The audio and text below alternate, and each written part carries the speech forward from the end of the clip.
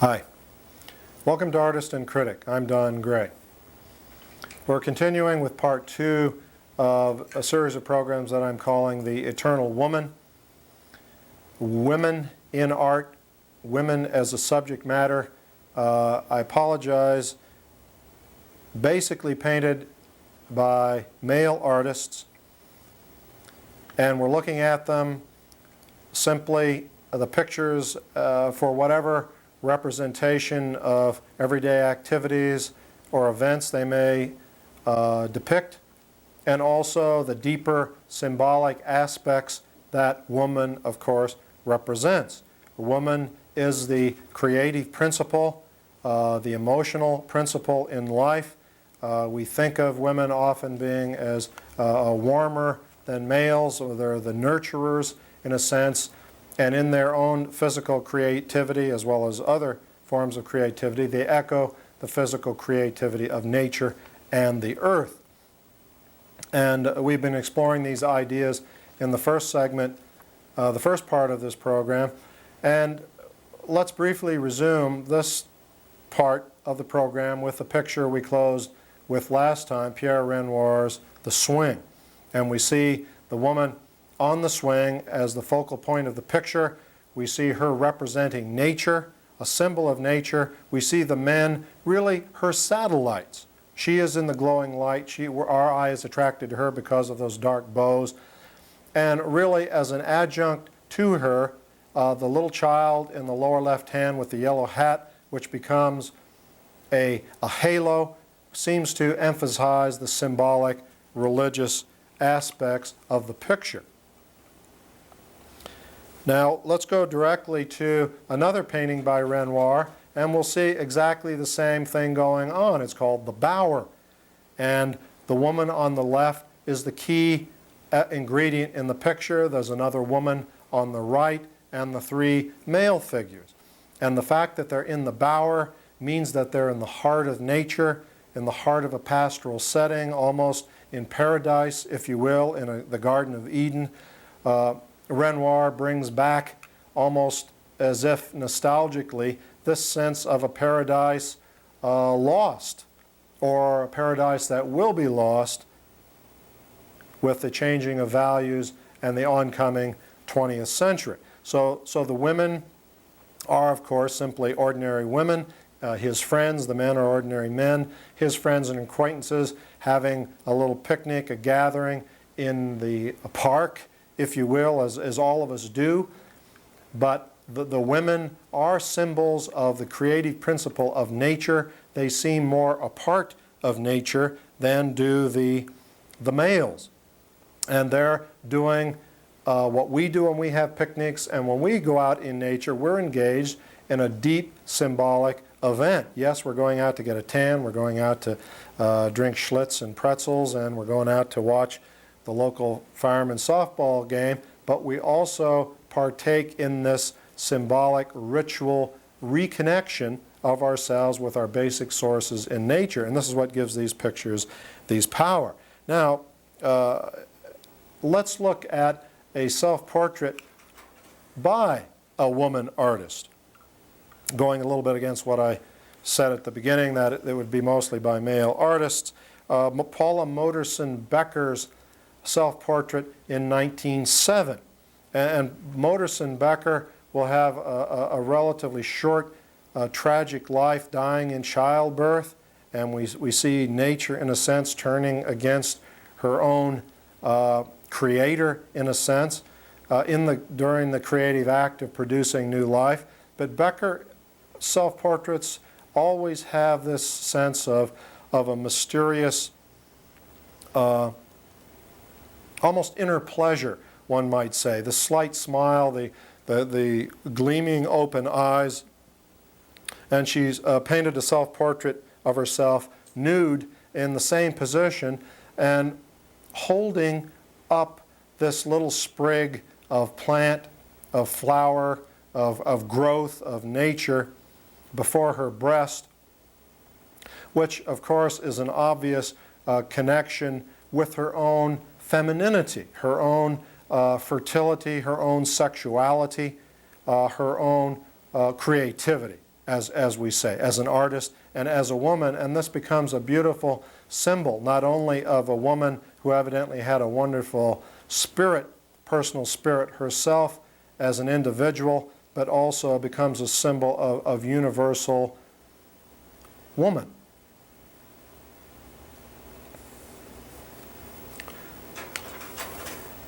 Renoir's early painting of Diana, the Roman version of the Greek god Artemis, the goddess of the hunt, the goddess who is associated with nature in the Greek pantheon, who in the later poets it becomes three-part in that she is Artemis, the woman of nature, the woman close to nature, the huntress. She also becomes a Selene, the moon goddess, and we spoke in the earlier program of the moon as a symbol of the feminine because of its power on the tides, its effect on the tides of the ocean as upon the menstrual tides within the woman. And she also becomes the dark goddess. When the moon leaves the dark night, she becomes an element of nightmare and of the realm of death as an equivalent of sleep and the night. Renoir's painting is very realistic. We look at the meticulous painting of the deer, and the rest of the picture is painted in the same way, somewhat under the influence of Courbet and the academic teachers early in his career, so that this is not a Renoir nude per se of his highly developed period, but it is again a very strong symbol of the eternal feminine principle, somewhat muted as Manet's Luncheon on the Grass nude was muted as a symbol because of its stark, I don't want to say almost photographic realism, but the stark literalness of it. If the image is too literal, the symbolic quality is weakened. And here's a picture that is far from literal, and we can see the impact of the symbol here. In Henri Rousseau's The Dream at the Museum of Modern Art, a rather large picture, almost 10 feet wide, we see the nude figure reclining on a couch in the middle of this luxuriant jungle. And of course, it's nature personified in the luxuriant growth, and the female figure herself becomes this nature symbol. And peeking out of the various parts of the jungle, we see the elephant moving in on it with his eye and his trunk raised. We see a mysterious ritual figure symbolizing some of the darker forces and currents of nature. And the lions, wide-eyed and staring, symbolizing similar qualities and characteristics of nature. Of course, Rousseau had never been to the jungle. He'd been to the Paris Botanical Gardens, and these plants and ferns are enlargements of studies of flowers that he made in Paris, in France. And this jungle is the jungle of his own fertile imagination as he seeks at home for an emotional, mysterious center of being in the feminine nature, if you will, that Gauguin sought in his journeys to Tahiti. Of course, woman can have another aspect, and Rousseau explores that differing aspect, just as we mentioned in the symbol of Diana as moon goddess, as goddess of nature, and also goddess of the dark underworld. Look at Rousseau's vision of war and see how he uses a woman to symbolize death and destruction, as she seems stapled to that strange horse, very emotional, powerful, destructive, vicious vision of a horse with that little head, and the woman in her tattered dress of death holds the torch, the flaming torch of destruction overhead. She will set flame to the world with it, and in the other hand, the sword of destruction. And of course the bodies lie piled and heaped underneath, being pecked at by ravens and buzzards. The limbs of the trees are relatively leafless and broken, and we see the destructive aspect of the feminine principle. And of course, where do we see the destructive aspect of the feminine principle in reality? Well, of course, in nature, in earthquakes, when Mount St. Helens blows her top, when tidal waves come rushing over southern India and kill thousands, earthquakes in Iran that kill thousands, dams that break in America, torrential rains that ruin crops, that drown people and livestock and so forth.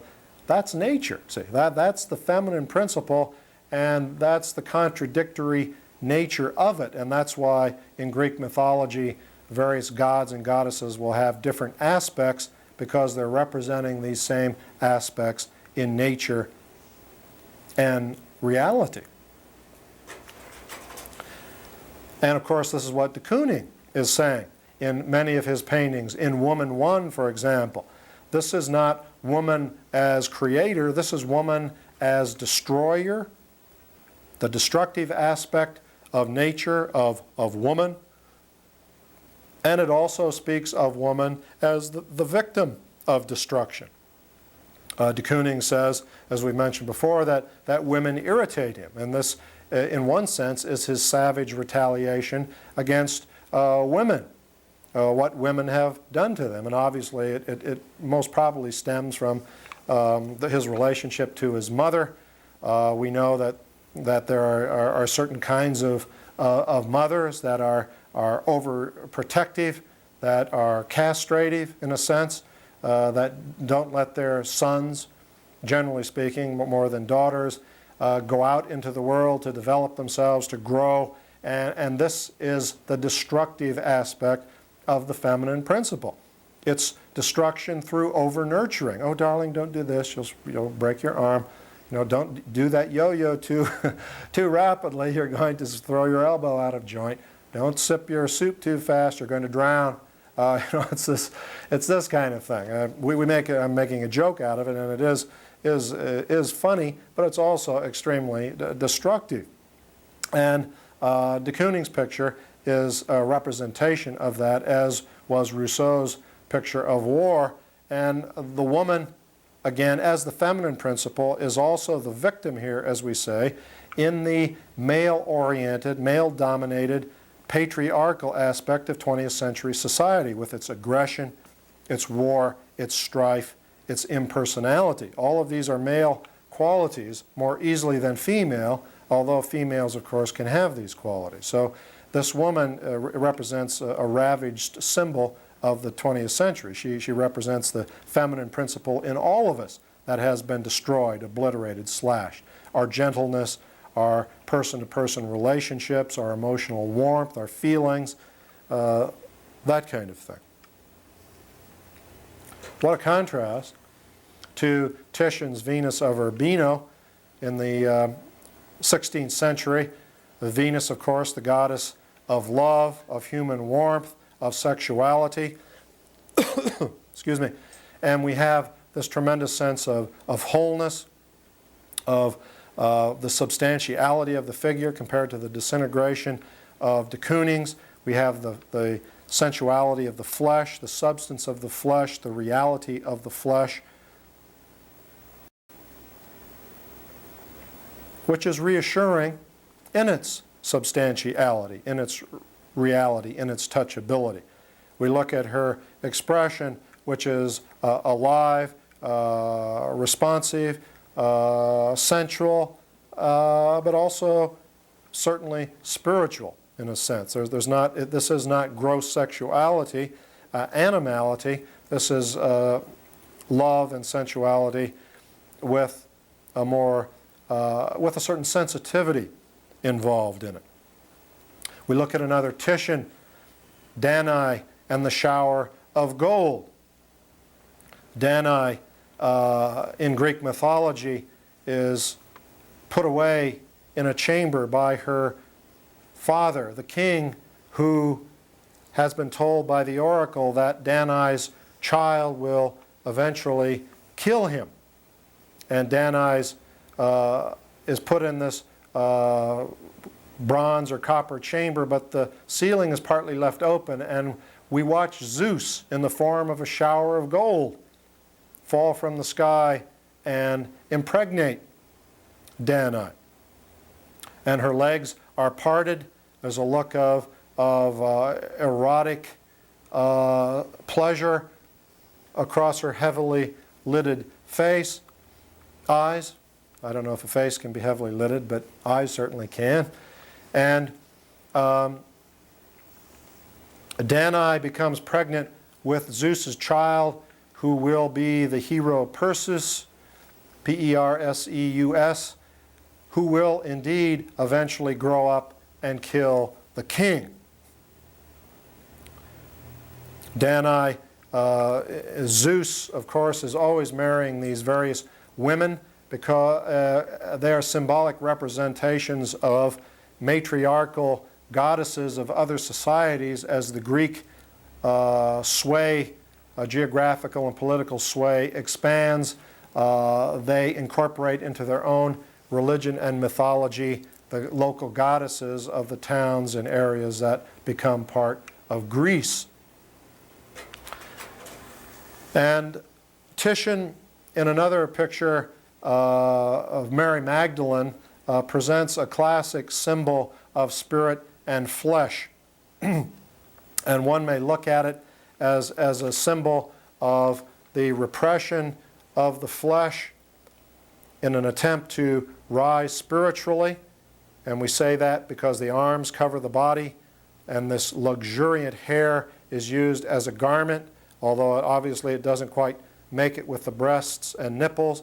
The head looks upward, searching for spiritual fulfillment in Christ. So we can look at it as a repression of the body, or if we feel maybe perhaps better about ourselves or about a relation of our sexuality to our spirituality, we would see it as an equilibrium, a blending of body and spirit, a beautiful conjunction of it, the partial covering of the body, the partial exposure of the body, juxtaposed to the obvious spirituality of the expression of the face. But of course, hair is related to sexuality and sexual power. We think of Samson with his hair cut off, and Samson not only lost his physical strength, but of course his sexual virility went with it too. That's part of the symbol, so that we have a little bit of a contradiction here, trying to cover up the sensual body with a sensual symbol, so that it seems to express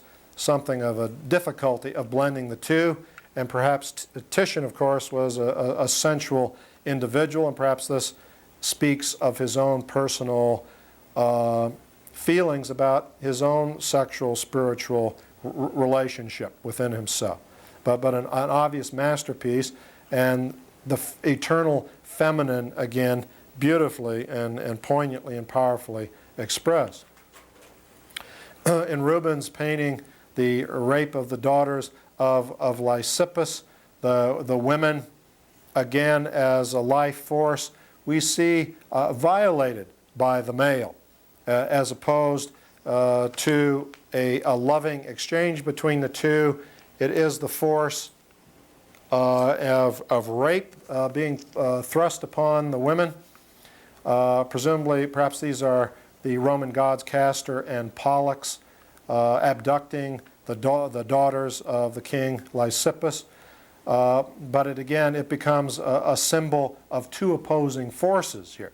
The male force, the patriarchal force, in relation to the feminine principle, the matriarchal symbol.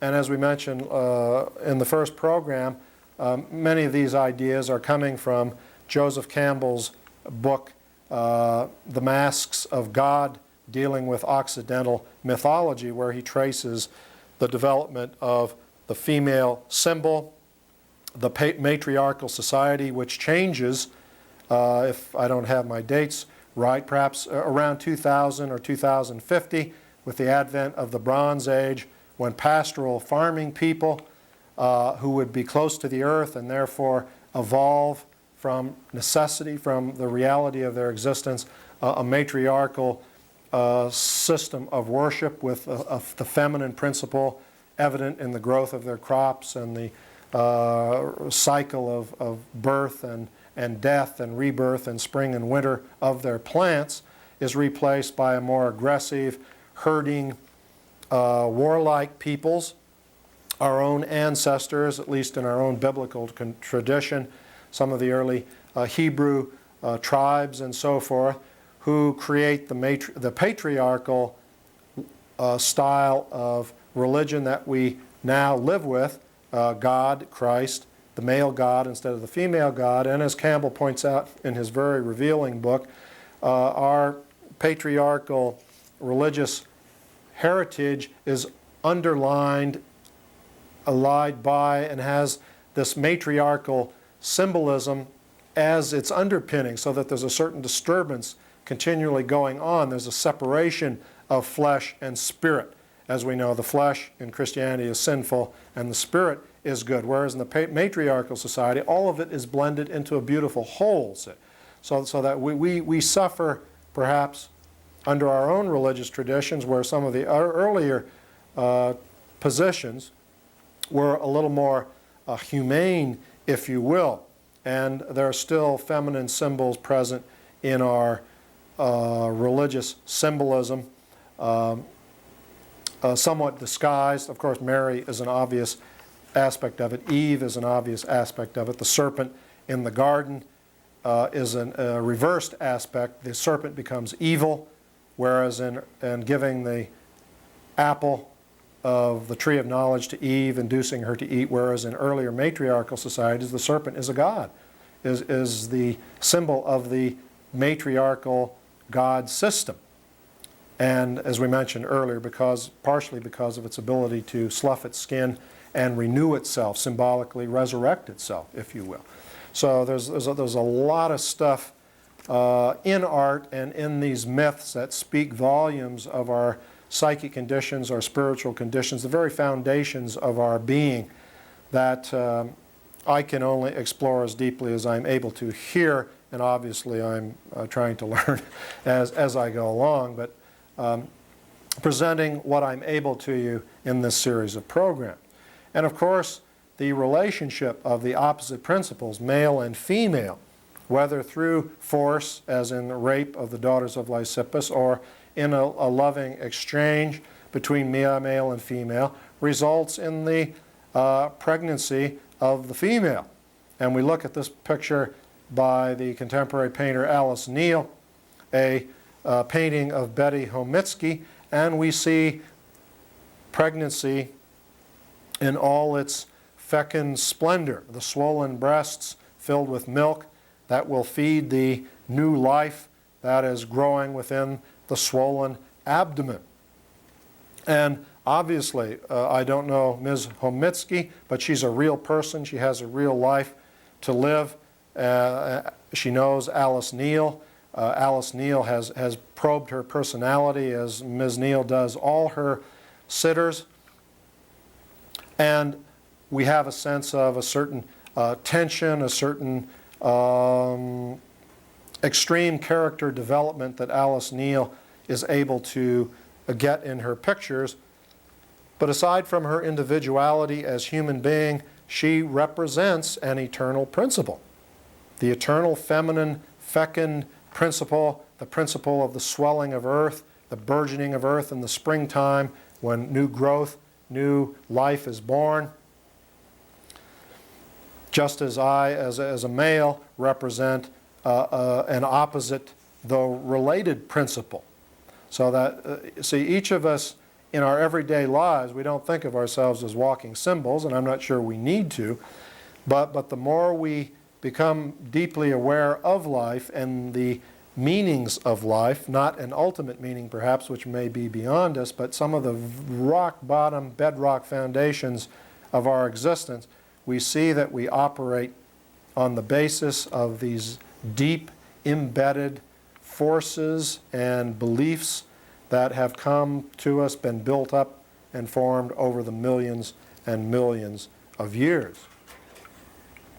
And of course, what does the birth bring? But it brings new life. It brings, in the case of Christianity, new hope in the Christ child. The Christ child is this symbol of eternal life.